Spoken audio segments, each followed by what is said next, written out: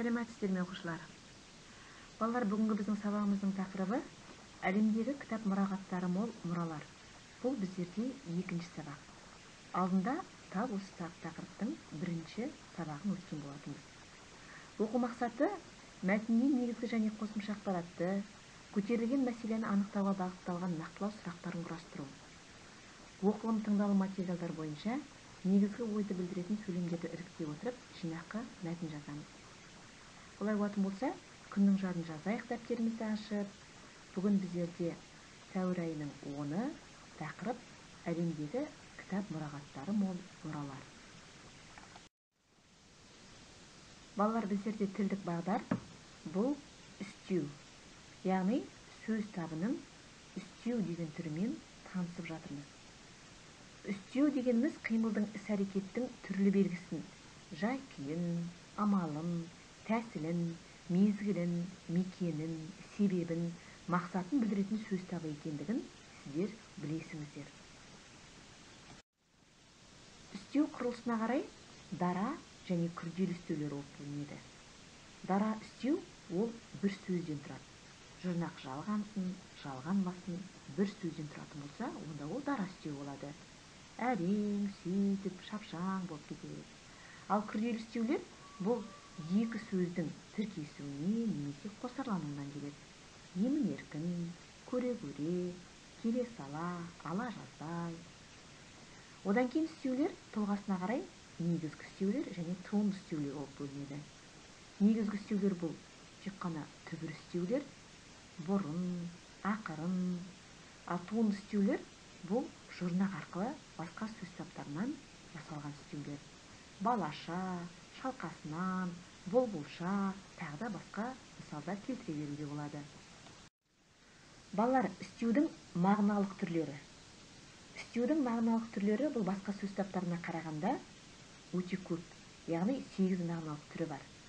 Сондықтан да үстеудің мағыналық түрлерінің әрбір түріне ерекше мән беріп, естеріңізге сақтап, жаттап алуға тырысыңыздар. Сіздер бүгінгі күні үстеудің мезгіл үстеу, мекен үстеу, мөлшер үстеуі, сын қимыл үстеуі, мақсат үстеуі және себеп салдар үстеуі деген түрлерімен танысыңыздар. Есімізге түсіріп жіберейікші. Мезгіл үстеуі деген бұл қимылдың іс-әрекеттің мерзімін, мезгілін білдіреді. Қашан, қашаннан деген сұраққа жауап беріп, кеше, бүгін, күзді күні, жуырда, ала қыстай, ала жаздай деген сөздер мезгіл үстеуінің қатарына жатады. Мекен үстеуі бұл қимыл әрекеттің болу орнын, бағытын білдіреді. Қайда, қайдан деген сұрақтарға жауап береді. Мысалы, жоғары, төмен, тұс-тұстан, асты үстінен, әлде қайда, тағы да басқа сөздер жатады.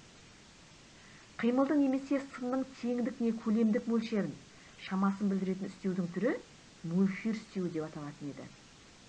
Қаншалық, қаншама деген сұрақтарға жауап береді.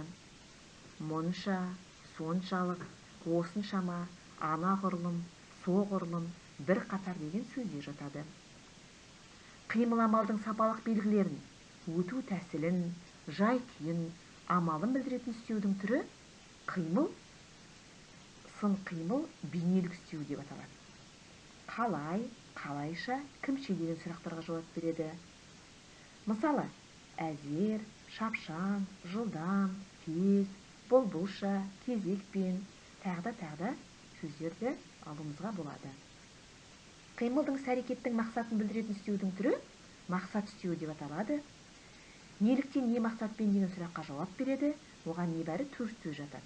Әдейі, әдейілеп, жорта, қасақана. Қимыл амалдың себебін, не салдарын, яғни нәтижесін білдіретін үстеудің түрі біздерде себеп салдар үстеуі деп аталады. Қалай, неліктен деген сұраққа жауап береді. Босқа, бекерге, лажсыздан, амалсыздан, шарасыздан, көре-көре, сөйле-сөйле деген сөздерді осы себеп салдар үстеуінің қатарына енгізуге болады. Бұл жерде амалсыздан, лажсыздан деген шығыс септігінің көнеленуі арқылы жасалған үстеулер. Енді бүгін сіздермен топтау үстеуімен танысамыз. Бала, сіздер естеріңізде болса, топтау сан есім деген сан есімнің мағыналық түрі бар еді. Осы топтау сан есім мен топтау үстеуін бір-бірімен шатастырып алуға болмайды.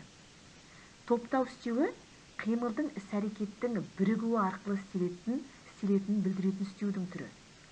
Ол қаншадан, нешеден, нешеуден және қалай деген сұрақтарға жауап береді. Мысалы, екеулеп, ондап, аздаған, ретімен. Бұл жерде назар аударыңыздар. Қаншадан, нешеден деген сұрақтарға топтау сан есімі де жауап береді. Сондықтан да топтау істеуі мен сан есімді шатастырып алмау үшін олардың мағынасына назар аударғанымыз жөн. Келесі істеудің түрі бұл біздерде күшейткіш істеу. Оны біздер келесі сабақта өтеміз. Қазір айтып кетейін, бұл заттың сынын, мөлшерін, көлемін, қимылдың сапасын не аса күшейтіп, не солғындатып көрсету үшін қолданылады. Қалай, қандай деген сұраққа жауап береді? Ең, тым, өте, тіпті, әбден, мүлде, нақ, орасан, тағда сөздерді осы күшейткіш істеулердің қатарынан көре аламыз.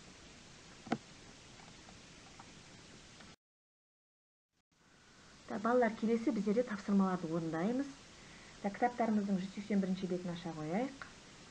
Осы бетте білгенге маржан деген айдар бар. Яғни осы парақтың жоғарғы жағында. Онда Қазақстандағы ең кішкентай кітап Сәкен Сейфуллиннің «Сыр сандық» деген таңдамалы лирикалық кәдесый кітабы екен. Осы білгенге маржан айдарымен танысып, мәліметтерді есімізге сақтайық. Бұдан кейін жазылым тапсырмасын орындаймыз, яғни дәптерімізге жазамыз. Бұл бірінші 8-ші тапсырманы орындайық, яғни мәтіннен үстеулерді теріп жазып, мағыналық түрлеріне қарай ажыратамыз. 9-ші тапсырма. 9-ші тапсырмада қанатты сөздер берілген. Сол қанатты сөздерді көшіреміз және морфологиялық талдау жасаймыз, яғни сөз құрамына, түбіріне және қосымшасына талдаймыз.